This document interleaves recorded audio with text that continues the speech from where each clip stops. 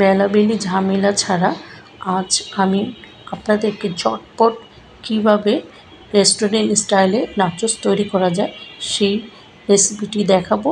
চলুন কীভাবে তৈরি করছি দেখে নেওয়া যাক। আসসালামু আলাইকুম, welcome to sweet and Savary চ্যানেলে। এখানে আমি একটা চিকেন ব্রেস্টের মাংস ছোট ছোট কিউব করে নিয়েছি।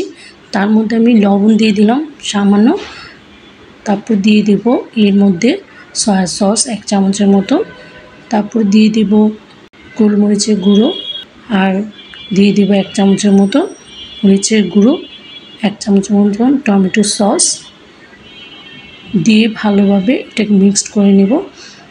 এর মধ্যে আরও 2 চামচের মতো আমি কর্নফ্লাওয়ার দিয়ে দিয়েছি, দিয়ে একটু মিক্সড করে নিচ্ছি। এটা মিশিয়ে তারপর এর মধ্যে দিয়ে দেব 1 চামচের মতো আদা রসুন বাটা, দিয়ে ভালোভাবে মিক্সড করে এটাকে আমি 10 মিনিটের জন্য ম্যারিনেট করার জন্য রেখে দেব।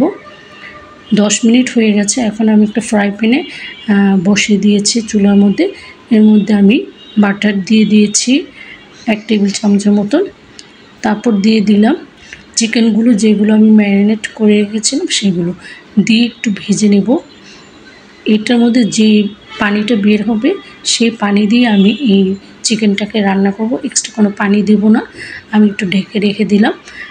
যে পানিটা বের হয়ে গেছে চিকেন থেকে সেটা দিয়ে আমি চিকেনটা সিদ্ধ করে একটু শুকিয়ে নিচ্ছি, যেন একটু ভাজা ভাজা হয়, যেন চিকেনের মধ্যে কোনো পানি না থাকে এক্সট্রা।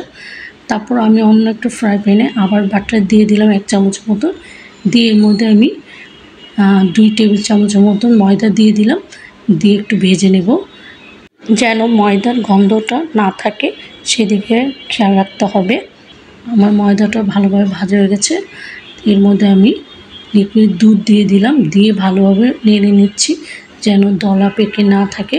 আমি এটা চিজ হোয়াইট সস বানাবো তাই। তারপর এর মধ্যে দিয়ে দিলাম সামান্য একটু গোলমরিচের গুঁড়ো, দিয়ে নেড়ে চেড়ে নিচ্ছি। তারপর দিয়ে দেবো চিনি 1/2 চামচের মতন, আর সামান্য একটু লবণ দিয়ে দিলাম, দিয়ে আবার একটু নেড়ে চেড়ে নেব। যেন খেয়াল রাখতে হবে নিচে লেগে না যায়, কারণ অনবরত নাড়তে হবে, নাহলে নিচে পোড়া লেগে যাবে, আর পোড়া লেগে গেলে খেতে ভালো লাগবে না। এখন আমি দিয়ে দিলাম মজেরেলা চিজটা দিয়ে আবার একটু নাড়বো যতক্ষণ পর্যন্ত চিজটা না গলে যায়, ততক্ষণ পর্যন্ত নেড়ে আমি এটাকে নামিয়ে ঠান্ডা করে নেব। এখানে আমি ডিডোস চিপস নিয়ে নিয়েছি। আমি বলেছিলাম না ইনস্ট্যান্ট আমি আপনাদের নাচোস তৈরি করে দেব, কোনো বেলাবেলি ঝামেলাই করব না। আপনারা কীভাবে এরকম চিপস দিয়ে সহজভাবে নাচোস তৈরি করে বাসায় বাচ্চাদের এবং ফ্যামিলিদের খাওয়াবেন, বা মেহমান আসলেও খাওয়াতে পারেন। খুবই মজা এই নাচোসটা। এই নাচোসটা বানানোর জন্য আমি ডিডোস চিপস 4টা এখানে ইউজ করেছি। আমরা তো নামি দামি রেস্টুরেন্টে গিয়ে এই নাচোস চড়া দামে কিনে খাই, বাসায় যদি এভাবে তৈরি করা যায় কেন রেস্টুরেন্ট থেকে খাবো বলেন তো। তারপরে এর মধ্যে আমি চিকেন দিয়ে দিলাম, যে চিকেনটা আমি ভেজে রেখেছিলাম সেটা দিয়ে এইভাবে সাজিয়ে নিয়েছি আমি চিপস দিয়ে।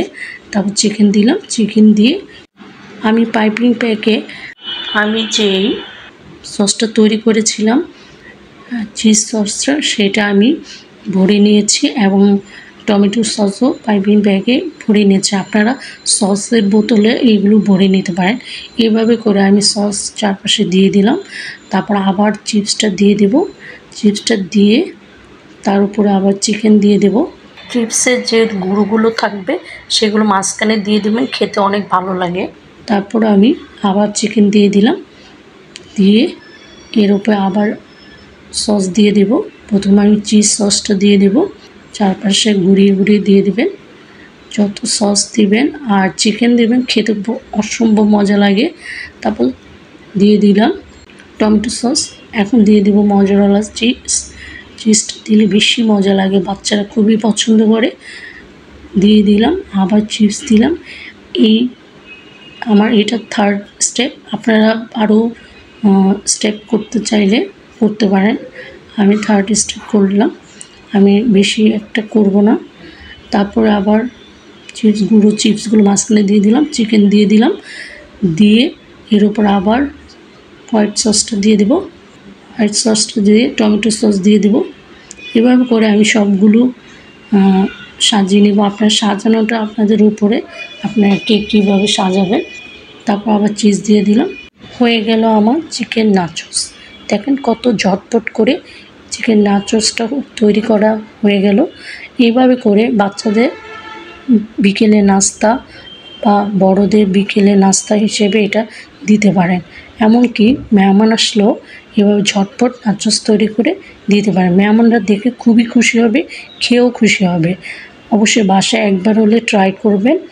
আর আমার ভিডিওটা অবশ্যই সাবস্ক্রাইব করে দিবেন, লাইক শেয়ার কমেন্টস করবেন। আর ভিডিও ডিসক্রিপশন বক্সে আমার ফেসবুক লিঙ্ক দেওয়া থাকবে, সেখানে লাইক শেয়ার কমেন্টস করবেন। আর অবশ্যই বানিয়ে খেয়ে দেখবেন কেমন হয়েছে। আজ এই পর্যন্ত। সবাই ভালো থাকেন, সুস্থ থাকেন। আল্লাহ হাফেজ।